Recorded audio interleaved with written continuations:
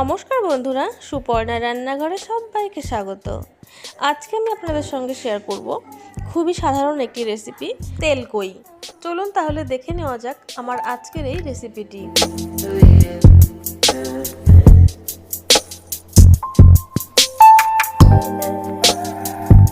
আমি এখানে 500 গ্রাম দেশি ছোট কই মাছ নিয়েছি। আপনারা কিন্তু এই রান্নাটা একটু বড় কই দিয়েও করতে পারেন। কি কি মশলা নিয়েছি সেই মশলাগুলোও দেখে নেব। আমি এখানে 1 চামচ গোটা জিরে, তার মধ্যে 4টে শুকনো লঙ্কার বীজটা কিন্তু ফেলে দিয়ে জলের মধ্যে ভিজিয়ে রেখেছিলাম। আর এখানে নিয়েছি 1 ইঞ্চি একটা আদার টুকরো আর 2টো ছোট সাইজের টমেটো। এবার এই সব মশলাগুলো একসঙ্গে আমি খুব ভালো করে বেটে নেব। তারপরে মাছগুলোর মধ্যে সামান্য একটু লবণ আর হলুদ দিয়ে মাখিয়ে নেব।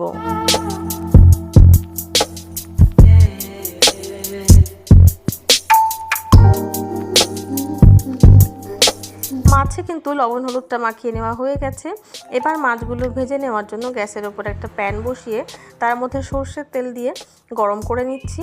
গরম হয়ে গেলে এবার কিন্তু মাছগুলো দিয়ে ভেজে নেব। কই মাছ কিন্তু খুব বেশি ভাজার প্রয়োজন পড়ে না, কারণ খুব যদি বেশি ভাজা হয় তাহলে কিন্তু মাছের স্বাদ নষ্ট হয়ে যায় আর খেতেও না একটা কেমন শক্ত শক্ত লাগে।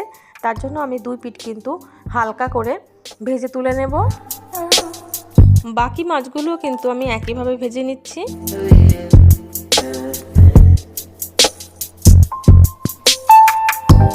সব মাছগুলো ভাজা হয়ে গেলে যে বাকি তেলটা রয়ে গেছে ওই তেলের মধ্যে দিয়ে দেব সামান্য একটু কালো জিরে ফোড়ন।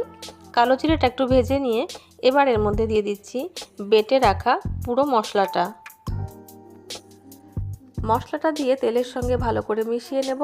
তারপরে এর মধ্যে দিয়ে দেব স্বাদ অনুযায়ী লবণ আর পরিমাণ মতন হলুদ। লবণ আর হলুদ দিয়ে মশলাটাকে কিন্তু ঢাকা দিয়ে খুব ভালো করে তেল ছাড়া পর্যন্ত কষিয়ে নিতে হবে। দেখুন মশলাটা থেকে কিন্তু খুব সুন্দর তেল ছেড়ে দিয়েছে। মশলাটাকে একবার নেড়ে দিচ্ছি। মশলা কিন্তু মোটামুটি কষানো হয়ে গেছে।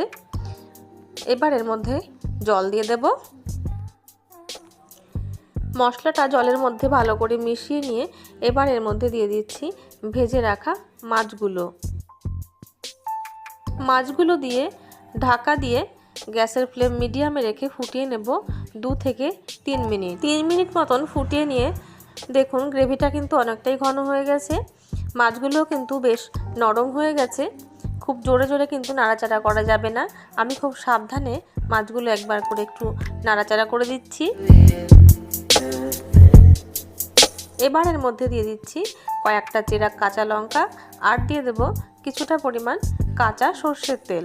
গরম ভাতে পরিবেশন করার জন্য কিন্তু একদম রেডি হয়ে গেছে আমার আজকের রেসিপি তেলকই। এই তেলকইয়ের রেসিপিটি আপনাদের কেমন লাগলো তা কিন্তু কমেন্টে জানাতে ভুলবেন না। ভালো লাগলে ভিডিওটিকে লাইক এবং চ্যানেলটিকে সাবস্ক্রাইব করে নেওয়ার অনুরোধ রইল।